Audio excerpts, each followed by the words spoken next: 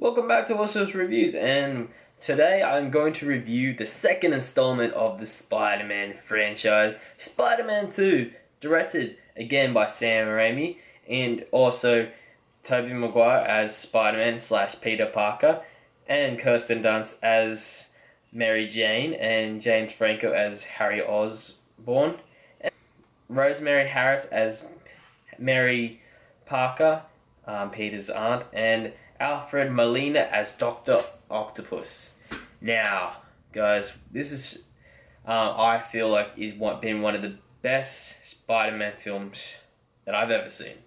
I haven't seen all of them, but only because, to be honest, I've seen every one but the last one that was made, Amazing Spider-Man 2. So, in this one, you see Peter Parker explore his roles as Peter Parker and also Spider-Man, and how he has to compete with the two of them. One has an exhilarating life of stopping criminals and saving people from burning buildings and just saving people in general, to Peter Parker struggling to deliver pizzas to a person and not being able to make money, and his job as a photographer, and him struggling at uni, to struggling to be able to express his feelings to Mary Jane, to having to battle with Harry's emotions that his father died and that he blames a lot of it on Spider-Man, and then he blames a lot on Peter Parker for being friends with Spider-Man. And to top it all off, he's having to try and comfort his aunt that she's still going through these emotions of her husband Ben, and it's just the sadness of how Peter Parker's life really is, and how how much people take him for granted, and and what he does for the city and all that. It is a great shot film, guys. The story itself is a great story of telling of how Dr. Octopus came to become Dr. Octopus. It was due to a failed experiment that, in his life work, he didn't want to just say, oh, it was a failed experiment. And he wanted to say, it can work, I know it can work, I'm going to make it work. And then just forces himself out of being also controlled by his arms that are connected to his brain. Influence him to do bad things, to be able to perform, to make this project bigger and better. And yeah, it's just, his motivations are very clear in this. And Spider-Man has to stop him. And throughout the whole thing, you see Spider-Man eventually lose sort of his powers, and there's no reason why.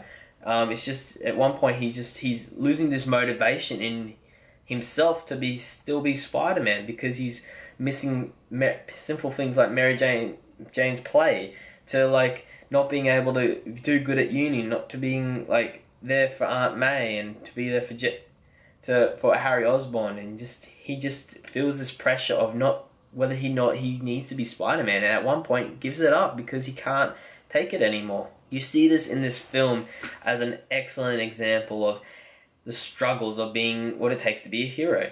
And at one point there's a great scene of dialogue between Peter Parker and his Uncle Ben, and Uncle Ben saying he needs to be Spider-Man, and Peter's like, well, no, I can't be Spider-Man, I can't take this anymore, I have to just go. And yeah, and you see the fact that the city really depends on the Spider-Man to be there, and that when Peter Parker does try to be a hero, it's harder for him to be the hero when he doesn't have the powers of Spider-Man. He saves a girl from a burning building without just being Peter Parker. It's a great thing, but you also learn to find out that another dude died, and that Spider-Man could have saved both of them, but Peter Parker could only save one of them.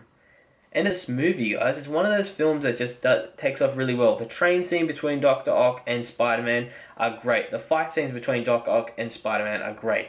And the dialogue shared between Peter Parker and Harry Osborn is excellent too. Tobey Maguire and James Franco just knew how to connect as actors, and they knew how to just try and build this relationship up, how it was just degrading, how James Franco's character Harry would get so mad that Spider-Man was still around and that he wanted Spider-Man dead, and then when he has the chance, when he finds out that Spider-Man is Peter Parker, he hesitates and he's like, "What? You? It can't be you. No, it has to be. It can't be you."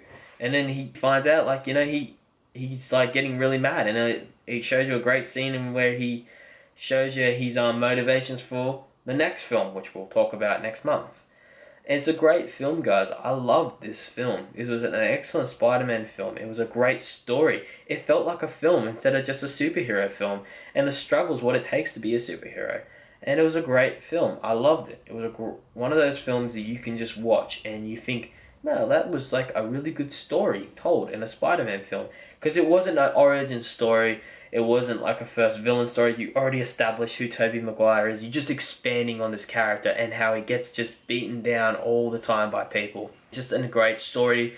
And eventually this overwhelming, like, just sigh of relief of just when he and Mary Jane finally gets it. Like, he tells her that he's Spider-Man. Well, she finds out that he's Spider-Man. She gets it.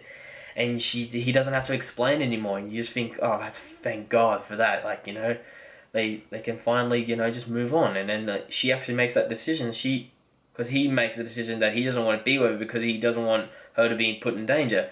But she makes a decision herself to want to be with Peter because she's like, screw it. It's my decision, not just yours. I want to be with you. And it was a great scene. It was a great, just story told. And it is leaving more for the next film. And, which, does leave on a bad. This film is great, guys. Everything is awesome. Dr. Octavius, played by Alfred Molina, did an excellent job.